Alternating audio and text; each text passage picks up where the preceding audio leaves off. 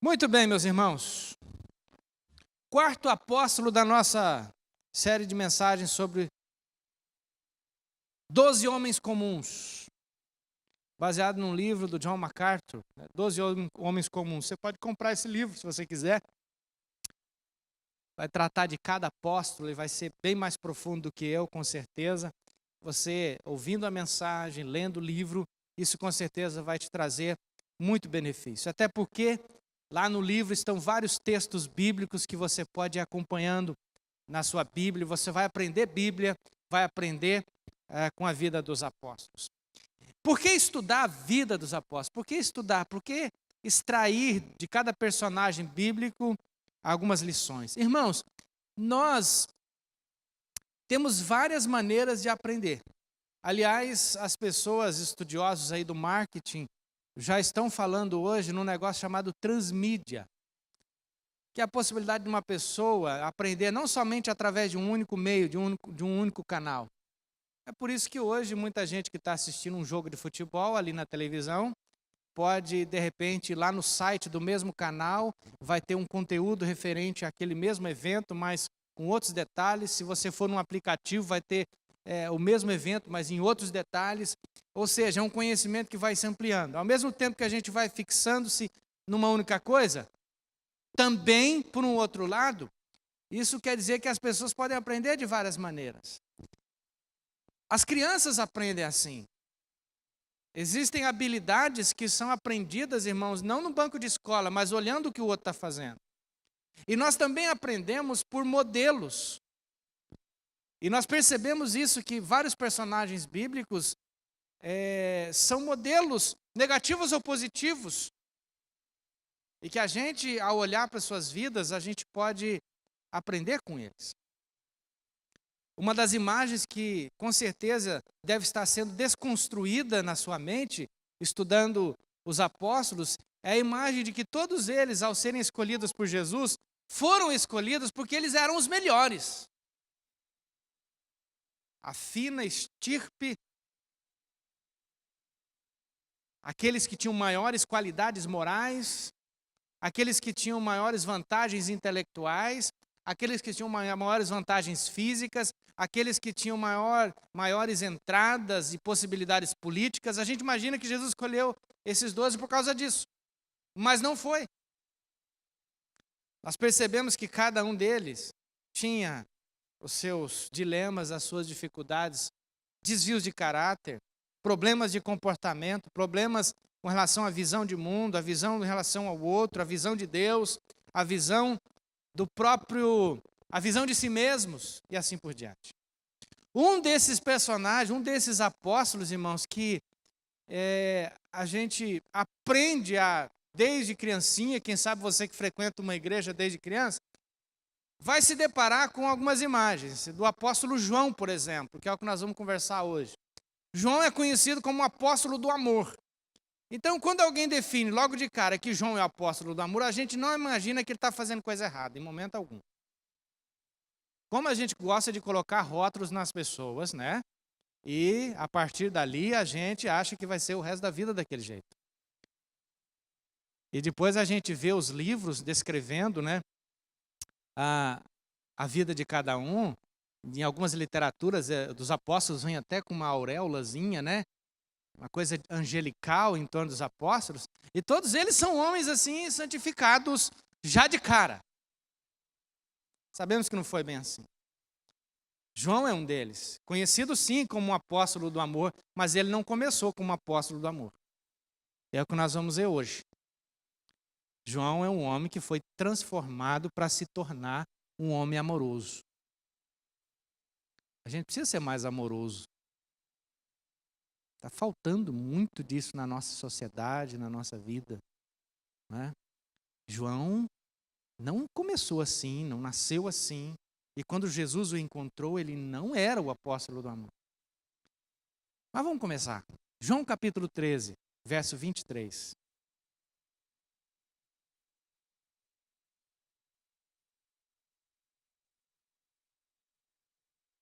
João capítulo 13. Vamos fazer um exercício aqui? Antes de abrir em João aí, pega o livro de Mateus, quem tem Bíblia de papel. Quem não tem não vai ter jeito, vai ficar em desvantagem. Pega o Evangelho de Mateus aí e segura ele assim, ó, inteirinho na sua mão. Pega aí, Evangelho de Mateus. Vamos lá. Escola Bíblica Dominical, no pleno domingo à noite. Vamos lá, segurou aí ou não? Quem escreveu Mateus? Apóstolo Mateus, né? Não. Mateus não foi apóstolo. Agora vamos para o Evangelho de Marcos. Pega o Evangelho de Marcos, segura na sua mão aí. Inteirinho assim. Autor do Evangelho de Marcos, apóstolo Marcos. Não era apóstolo. Agora pega o Evangelho de Lucas. Você não está fazendo, você nem está achando Lucas, irmão. Volta aí, você está no Evangelho de João, é só dar uma ré. Lucas. Pega o Evangelho de Lucas. Agora sim, apóstolo Lucas, amém? Não era apóstolo também. Agora pega o Evangelho de João. Segurou na sua mão aí o Evangelho de João? Evangelho de João. Segurou? Agora sim, apóstolo João. Evangelista João. Esse era apóstolo. Escreveu o Evangelho de João, certo? Agora você vai lá na primeira, segunda e terceira carta de João.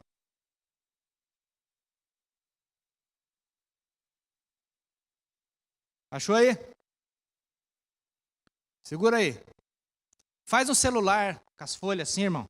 Você que está com o celular. Segurou?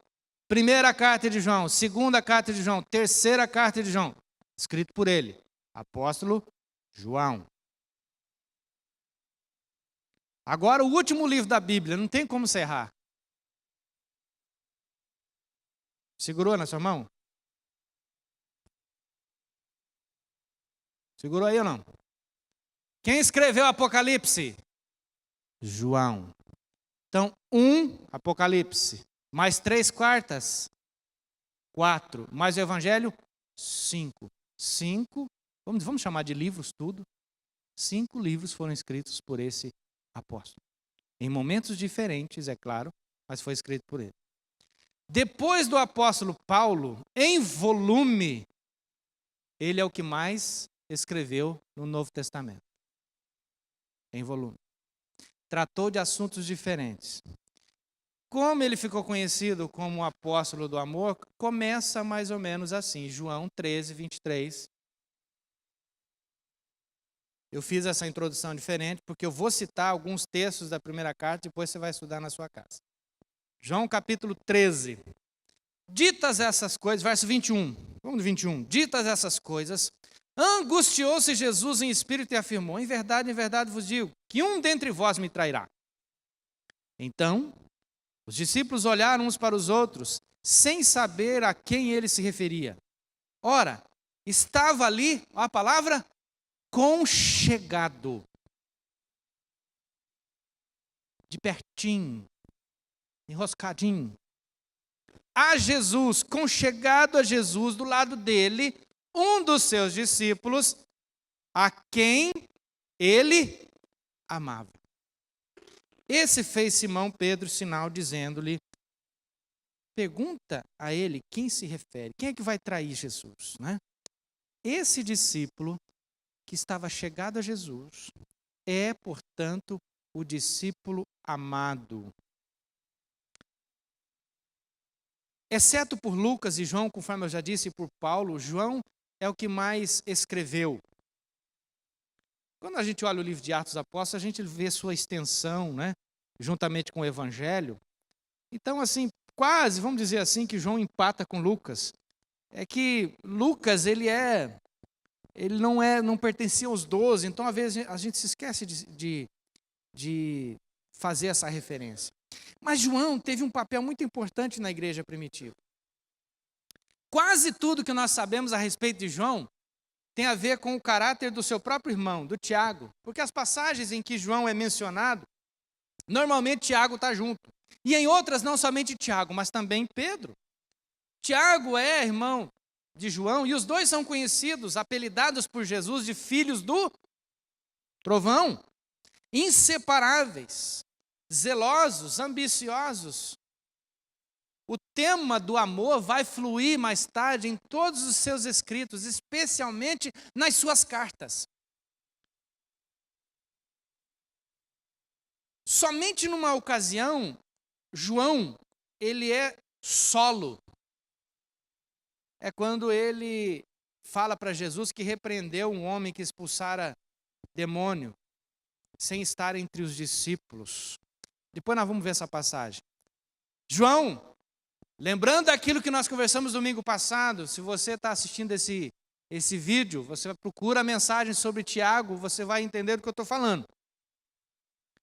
Significa que aquilo que aconteceu com Tiago, quando eles pedem para que descesse fogo do céu sobre os samaritanos, João está junto com seu irmão. Quando ele pede, através de sua mãe, para que um se assentasse à direita e outro à esquerda de Jesus na glória, quando Jesus estivesse no seu reino, João está ali fazendo o mesmo pedido. João é essa pessoa partidária, inflexível, inconsequente, impetuoso também. Como era o seu irmão, mas transformado pelo Espírito Santo, João é exemplo vivo, notável, de uma pessoa que, sendo trabalhada por Deus, amadurecida, onde a força do Senhor vem daquilo que é fraco, daquilo que é débil. João, irmãos, também é um apóstolo que doutrina. João gosta muito de definir as coisas. Não precisa abrir na sua Bíblia. Mas é com João que a gente aprende melhor esse conceito de luz e de trevas. Quando João diz bem claro, ou a gente anda na luz ou a gente anda nas trevas. Está lá na primeira carta de João. Por isso que você pegou aí no começo da nossa mensagem. Você viu as folhinhas lá. João também falou, ou a gente é de Deus ou é do mundo. Primeira de João também, no capítulo 4. João também fala que se nós não amamos, não somos nascidos de Deus. Ele é radical, concorda comigo? Não ama, não é de Deus, não tem conversa. Primeira de João, capítulo 4. João também fala que quem vive na prática do pecado nem conheceu a Deus. Ele é firme. Não tem medo de dizer o que pensa. Ele fala também que quem ultrapassa a doutrina de Cristo não tem Deus. Ou seja, se alguém quiser ir além do que Cristo ensinou, não tem Deus nele. É claro, irmãos, que João sabia que os crentes pecam. E é por isso também que ele escreve em 1 João capítulo 2, se nós pecarmos, nós temos um advogado diante do Senhor. Se, pois, confessardes os vossos pecados. A gente lê isso naqueles momentos de confissão de pecado. É o mesmo João que escreve. A questão é que João não explica muitas exceções. É como se ele não abrisse espaço para a possibilidade que o cristão peque. E mesmo assim, continue sendo amado por Deus. Aí a gente tem que recorrer aos escritos do apóstolo Paulo. Paulo que vai ensinar para nós, olha, o cristão é justificado pela sua fé. Não é por obras, para que ninguém se glorie. Ainda, irmãos, nesses momentos, João, ele está sendo transformado por Deus, mas nós cremos que a inspiração de Deus no autor dos livros, Deus é o autor primeiro, o homem é esse autor secundário, é o Espírito Santo de Deus que unge todas as suas palavras para que a gente possa entender e ampliar nosso conhecimento. 3 anos ouvindo as palavras de Jesus fizeram com que os filhos do trovão se tornassem filhos do amor. 3 lições, irmãos, João teve que aprender para que isso se tornasse verdade. A primeira delas, João precisava ter equilíbrio entre a verdade e o amor. Entre a verdade e o amor. Abra sua Bíblia no Evangelho de João, capítulo 1, do verso 35 a 37. Nós vamos começar essa história. João estava na companhia de 2 de seus discípulos. Verso 35. Vendo Jesus passar, diz: eis o Cordeiro de Deus. Os 2 discípulos, ouvindo dizer isso, seguiram a Jesus. E Jesus, voltando-se, vendo que o seguiram, disse: que buscais? Disseram-lhe: Rabi, que quer dizer mestre, onde assistes? Respondeu-lhes: vinde e vede. Foram, pois, e viram onde Jesus estava, morando, e ficaram com ele aquele dia, sendo mais ou menos a hora 10ª. Era André, o irmão de Simão Pedro, um dos que tinham ouvido o testemunho de João e seguido a Jesus. João é um discípulo de João Batista, que ouvindo a voz do seu mestre dizer: eis o Cordeiro de Deus, já sai ao encontro. João não é volúvel, na verdade, João Batista já tinha falado em outra ocasião: convém que ele cresça e que eu diminua. João sabia muito bem que estava diante do Senhor dos Senhores, do Mestre, do Senhor Jesus, daquele que haveria de vir. Ele só veio para preparar o caminho, João Batista. Mas João, irmãos, sai dos braços de João Batista e vem para Jesus. E aí começa a sua história, a sua caminhada com o Mestre. E aí, irmãos, João vê os milagres acontecerem, João vê as pregações, João vê as curas, João vê Jesus fazendo toda sorte de milagres, agindo na natureza. E em uma certa ocasião, Marcos capítulo 9, abra sua Bíblia, vamos lá. Marcos capítulo 9, verso 38. Nessa ocasião, João chega para Jesus e diz assim: mestre, eu vi um homem em teu nome, expelia demônios, mas esse homem não segue a gente. Verso 38.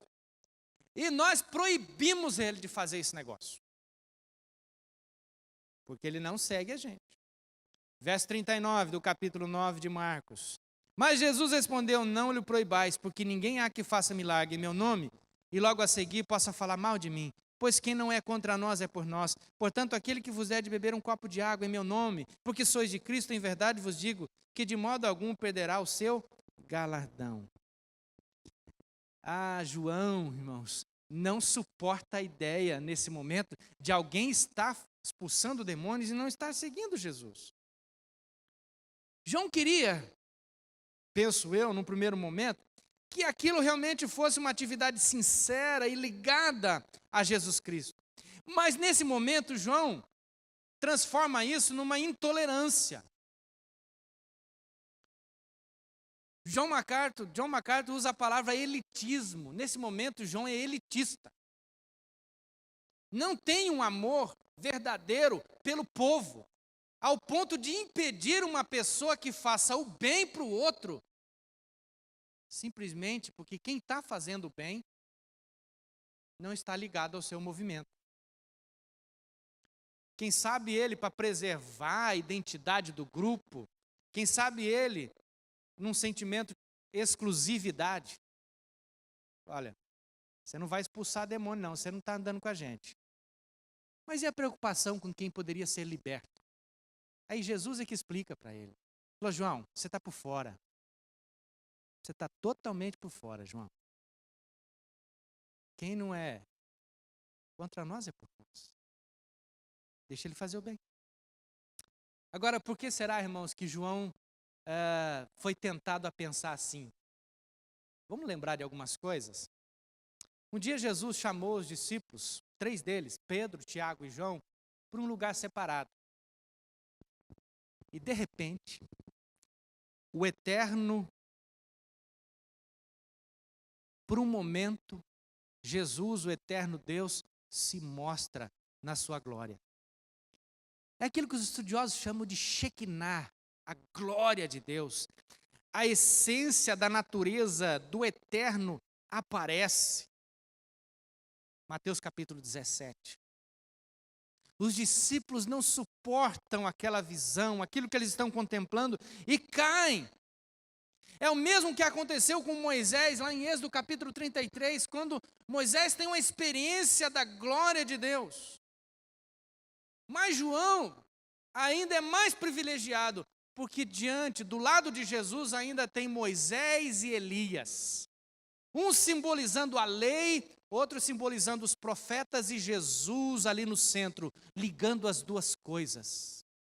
Que contemplação! Jesus fala, João, não conta nada do que você viu até que eu ressuscite. Você aguentaria chegar em casa com um sorriso, com alguma coisa diferente, e a tua mulher pergunta, o que foi? Nada. Me conta, o que foi? Alguma coisa aconteceu? Nada. Isso com certeza ficou ali fervilhando em João. Mas o que isso pode surgir no coração de um homem pecador? Conversando com os amigos, cara, nós somos demais, hein? Você não sabe o que aconteceu. Nós vimos. E tem mais. Isso não está na Bíblia, gente. É coisa que eu estou conjecturando. Nós somos demais, cara. Nós vimos ele. Mas como que você viu? Se transfigurou diante. A sua glória apareceu diante de nós. Só que a gente não pode falar para ninguém. Só entre nós. Logo após dessa visão, seguindo a cronologia, eles começam a conversar entre eles. Escuta. Quem de nós é o maior, hein? Quem de nós é o maior? Tiago, o irmão dele, junto com a mãe, já estavam maquinando alguma coisa. Mas se a gente fosse apresentar nossa credencial nesse momento, João poderia dizer assim, essa turma aí viu milagre. Pedro vai falar que ele é privilegiado porque o homem curou a sogra dele. Mas vou dizer uma coisa para você, ele é um pontinho a mais. Só que, eu acho que eu sou melhor ainda. Tem mais, sabe por quê? Porque quando eu estou assim numa situação difícil, ele me deixa eu encostar a cabeça no colo dele, no peito dele aqui. Eu sou discípulo amado.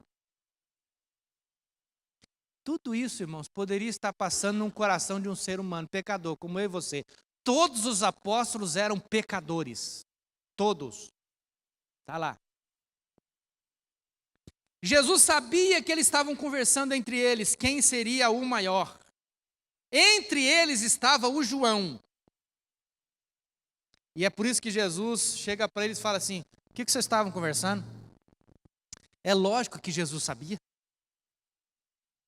Mas quando Jesus pergunta, Jesus quer, traz para fora. É nesse contexto, irmãos, que João chega para Jesus e fala, tem alguém expulsando o demônio e não está com a gente. E é nesse contexto também que Jesus fala para ele, João, isso não é problema. Isso não é problema. Se ele está com a gente ou não. Aqui não tem exclusividade. Aqui não tem intolerância. Aqui não tem elitismo. Porque Deus é livre. Deus não se prende a concepções humanas e não cabe dentro da cabeça de ninguém. O apóstolo Paulo fala em 1 Coríntios capítulo 13, irmãos, também sobre o amor, que a gente precisa cultivar o amor. Que o amor não se alegra também com a injustiça, mas se regozija com a verdade. Isso quer dizer, irmãos, que as virtudes têm que aparecer em proporções iguais. João poderia até, irmãos, estar querendo ser zeloso ao dizer, ele está expulsando o demônio e não está com a gente, mas ao mesmo tempo está faltando o amor. A justiça, o senso de justiça, tem que estar em equilíbrio com o amor. A busca pela verdade também tem que estar conectada em mesmo nível com o amor. Na segunda epístola, João fala sobre o amor e o exalta. Mas nesse momento, quando ele questiona Jesus, quando ele vem falar para Jesus, ele está em outro momento da sua vida. Agora, eu quero deixar em aberto uma questão para vocês, que vão me ajudar a fazer essa mensagem, que eu não vou afirmar categoricamente. O contexto, irmãos, imediatamente anterior a esta passagem, nos outros evangelhos, mostra Jesus falando para eles quem seria o maior entre eles. Porque a discussão entre eles é, quem é o maior? Pedro, João, Tiago, André, quem é o maior? E aí, nesse contexto, Jesus sabe o que ele faz? Ó, quem quiser ser o maior, seja este que vos sirva. E também naquele contexto, Jesus pega uma criança, e quem sabe põe no meio e diz o seguinte, quem não se tornar como uma criança, não pode o quê? Ter o reino. Não entra. Tudo isso eles estão ouvindo. Tudo isso eles estão ouvindo. Então eu quero deixar em aberto para a possibilidade, quem sabe, de João ter ouvido esse ensinamento de Jesus e pensado, meu Deus, fiz bobagem. Repreendi um homem que estava fazendo bem, expulsando um demônio, só porque ele não estava com a gente. O problema é que na língua grega não aparece esse tipo de atuação. O texto simplesmente descreve alguém que chegou para Jesus e disse o que fez. Mas eu quero crer, irmãos, que Jesus está educando os discípulos. Porque eles não sabem ainda como é que as coisas são, como é que as coisas devem ser. Então, naquele momento, existe a possibilidade de João ter chegado da seguinte maneira: Jesus, eu vi um homem expulsando demônio, e eu repreendi ele, porque ele não estava com a gente.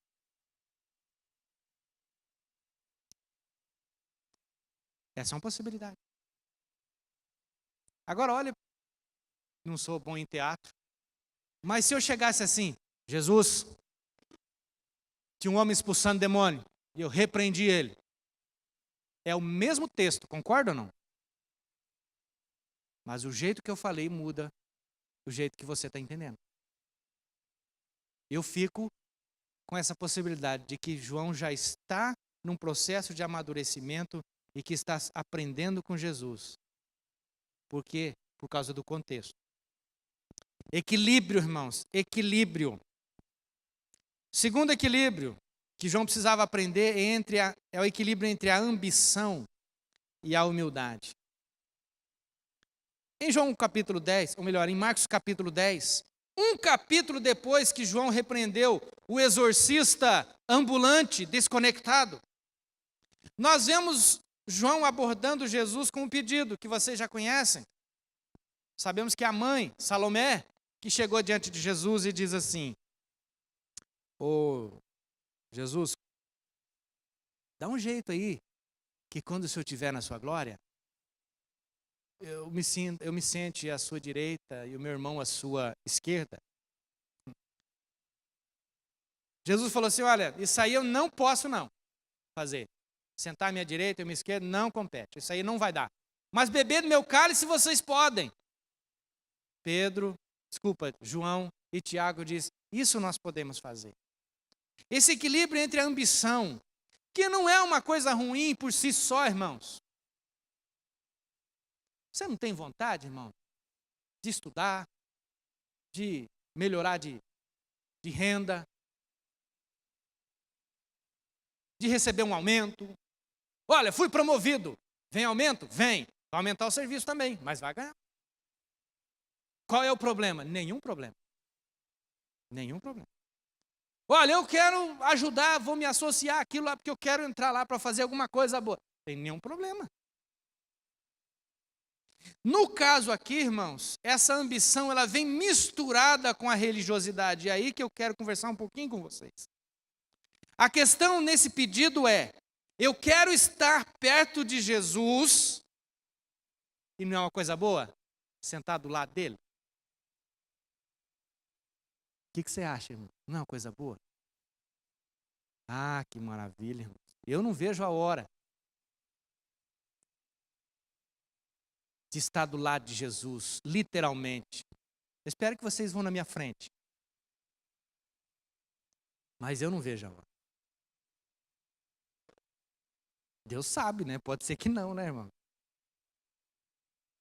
Mas que coisa boa. Estar do lado dele, não é? Não é uma coisa necessariamente ruim. A questão que a gente tem que perguntar é: eu quero estar perto de Jesus ou eu quero estar acima dos outros? Porque a discussão começa, e você sabe bem, quem deles seria o maior? O maior seria aquele que assentasse à direita de Jesus. Então a preocupação não é desfrutar da presença do Mestre, mas é ser maior do que os outros. É aqui, irmãos, que a gente tem que temperar a ambição que a gente tem na vida com a humildade. Tem que estar em equilíbrio. Porque às vezes a gente pode, irmãos, muitas vezes mascarar essa ambição desenfreada, até mesmo com uma roupa chamada espiritualidade. Quando a gente, irmãos, se considera numa posição privilegiada porque a gente é melhor do que os outros. Aí vem a lição da criança: todo que se exalta será humilhado, o que se humilha será exaltado. É a criança que ensina para os apóstolos. Está aqui. O que uma criança almeja? Se contentar com coisas que a gente, depois de adulto, olha e fala: isso aí não. Eu vim no congresso lá em Campinas, e daí fiquei pensando aqui o que eu vou trazer para os meninos. Daí para o José eu trouxe uma bola, que a dele tinha arrebentado de tanto chutar. Ele trouxe uma bola. E quando eu tirei da mala uma bola... Gente, o que é uma bola? Você que tem conta para pagar e boleto para pagar, você está preocupado com bola? Hã? Alguns sim, né? Se matam por causa dos times aí, tá ok. Mas veja bem, estou preocupado com bola. Mas quando ele viu a bola, eu acho que aquela bola representa para ele correr a semana inteira, brincar a semana inteira, ir para o buracão, ir para não sei aonde, chutar aquilo tudo, e vai... porque ele está contente com aquela bola. Depois, irmãos, quando a gente vai crescendo, parece que a gente tem necessidade de outras bolas, e cada vez maiores. E a gente vai deixando de lado essa humildade, esse contentamento com as coisas mais simples da vida. É disso que Jesus está falando. Olha, aprenda com a criança. João aprendeu a lição da humildade. Eu penso que ele aprendeu. Você sabia que no Evangelho de João, ele mesmo não se apresenta como protagonista de coisa alguma? João, o único nome escrito ali, João, sozinho, é João Batista, não é o apóstolo. No seu evangelho, ele menciona João Batista, mas não menciona a si mesmo. Quando ele vai falar dessas referências que está do lado de Jesus, ele fala o discípulo a quem Jesus amava. Ele não fala que é ele. É o que a gente vê no seu evangelho.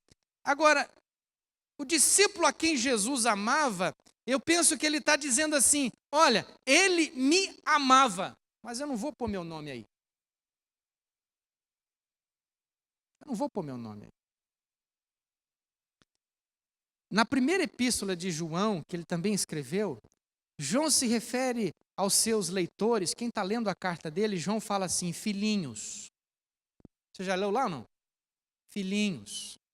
João fala amados. Sabe por quê, irmãos? Porque quem recebe amor, dá amor. O movimento, ele é, irmãos, direto. É um fluxo, é um fluir. Quem recebe amor, dá amor. É por isso que Jesus conta, irmãos, a parábola do credor incompassivo.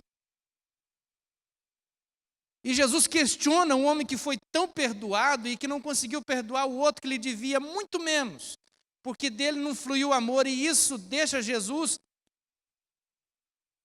muito irritado, eu penso. Quem recebe amor, dá amor. Isso é uma lição para nós, irmãos. Quem tem consciência dos seus pecados e do quanto é perdoado por Deus, tem facilidade em perdoar os outros. Mas normalmente, uma pessoa que não experimentou o amor de Deus no seu coração e na sua vida, também não perdoa os outros. É o tipo de gente, irmãos, que se gloria das suas mágoas. Já ouviu gente assim ou não? Pode passar 10, 15 anos, ele continua falando com amargura, com ressentimento.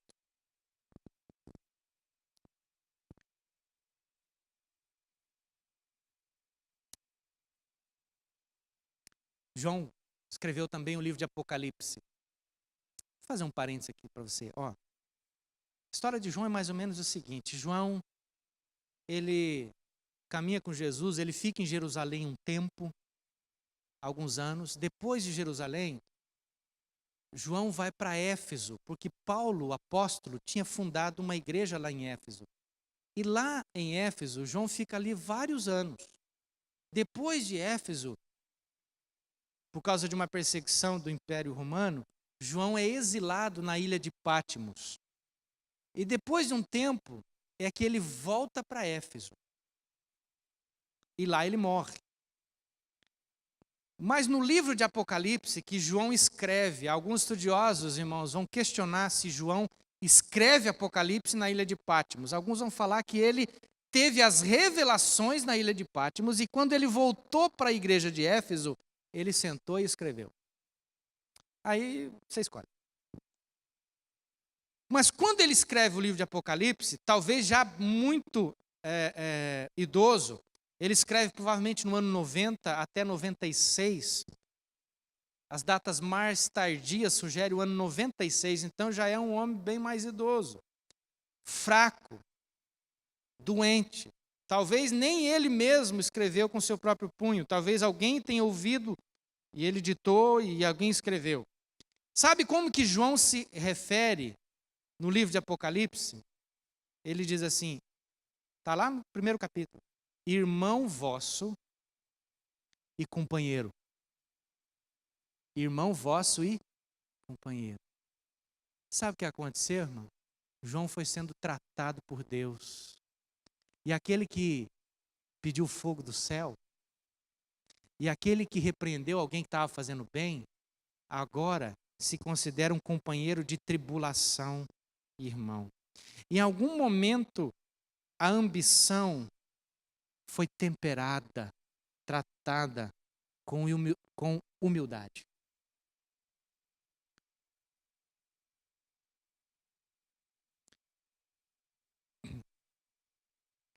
Se você quiser anotar aí, a terceira coisa que ele aprendeu é o equilíbrio entre o sofrimento e a glória. Eu vou me encerrando, nós estamos adiantando. Por que sofrimento? Porque sofrimento é prelúdio da glória. João não começa sofrendo, mas ele termina sofrendo. O primeiro mártir da igreja foi quem? O seu irmão. Se lembra, irmãos? Todos os apóstolos morreram. O último a morrer dos apóstolos foi João. Teve a oportunidade de ficar bem velhinho. E aí, irmãos, eu começo a pensar em algumas coisas que o apóstolo Paulo fala, que aqueles que querem o Cristo devem também comungar dos seus sofrimentos. Filipenses capítulo 2. Paulo, o apóstolo, diz assim, que nós precisamos conhecer Jesus, conhecer o poder da sua ressurreição, a comunhão nos sofrimentos e se conformando a Jesus na sua glória? Não, na sua morte. Paulo diz que nós somos herdeiros e co-herdeiros com Cristo. Se com Ele sofremos, também com Ele seremos glorificados. Mas o que a gente quer é ser glorificado. Sofrer não. Sofrer não. João ouviu Jesus dizer em Mateus capítulo 16, quem quiser ganhar a sua vida, perdê-la. Mas quem perder a sua vida por amor de mim, vai ganhar.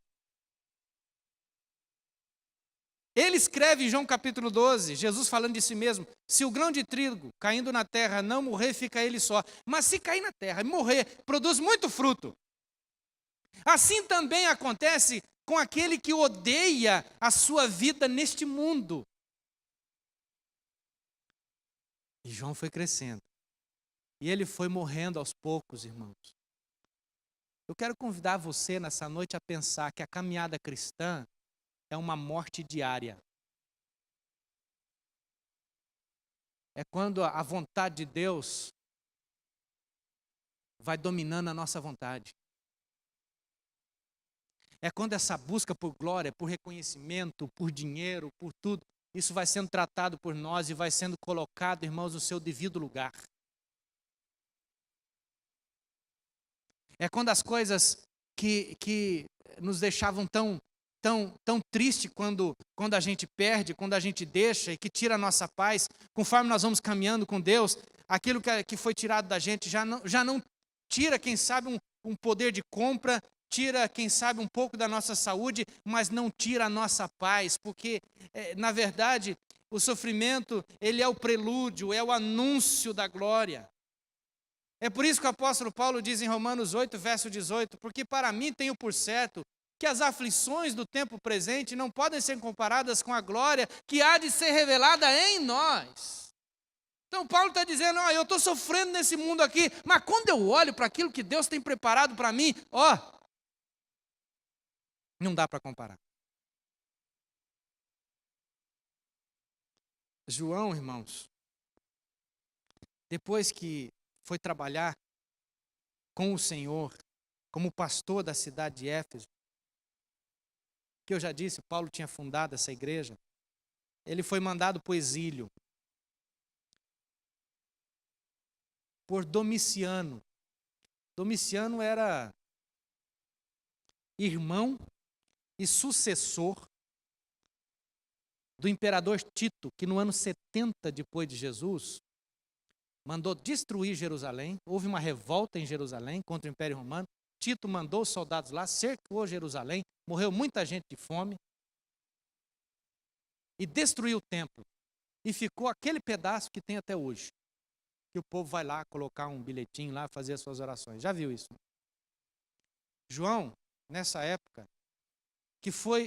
que era, portanto, dos apóstolos, a última testemunha viva da crucificação do Senhor, foi mandado para Patmos, exilado. Mas há uma coisa que eu quero destacar aqui com você que é muito importante. Quando Jesus estava prestes a subir novamente para os céus, Jesus conversou com Pedro e disse assim: Pedro, se tu me amas, apacenta as minhas ovelhas. Na ressurreição. Mas quando Jesus está sendo crucificado, Jesus está na cruz, João é o apóstolo, quem sabe, mais próximo de Jesus, juntamente com algumas mulheres. E sabe o que Jesus fala para João, que está ali, numa distância suficiente para que ele ouvisse a voz de Jesus? João diz assim, em outras palavras, cuida da minha mãe, João, cuida de Maria. Eu te pergunto, querido, que tipo de homem você pediria para cuidar de sua mãe se você estivesse prestes a morrer?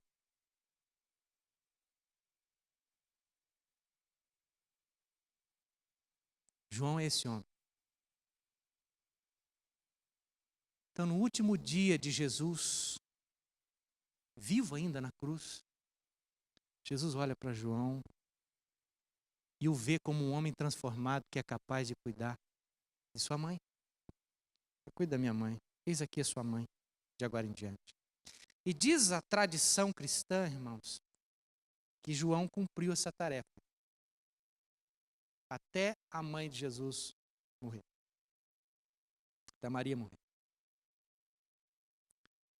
Ao amar João, Jesus o transformou numa pessoa que podia amar outra, mesmo que não fosse de sua própria família, e se responsabilizou por ela. João usou a palavra amor 80 vezes no Evangelho. Aliás, É no seu evangelho que tem talvez o verso mais clássico de toda a Bíblia. Porque Deus amou o mundo de tal maneira que deu seu Filho, para que todo aquele que nele crê não pereça, mas tenha vida eterna. João morreu amando. Jerônimo, em seu comentário da carta de Gálatas, diz que o apóstolo morreu idoso por volta do ano 98 depois de Cristo. Porque ele estava tão fraco, irmãos, que ele precisava ser carregado para ir na reunião cristã. Um homem que aprendeu a amar, que se tornou o apóstolo do amor. Aqui nós terminamos, irmãos, os 4 pescadores da Galileia. As 2 duplas de irmãos. Pedro e André, Tiago e João. Pedro, o homem que falava demais. André, o apóstolo das pequenas coisas. Tiago, o fervoroso. João, o homem que aprendeu a amar. Que Deus nos abençoe.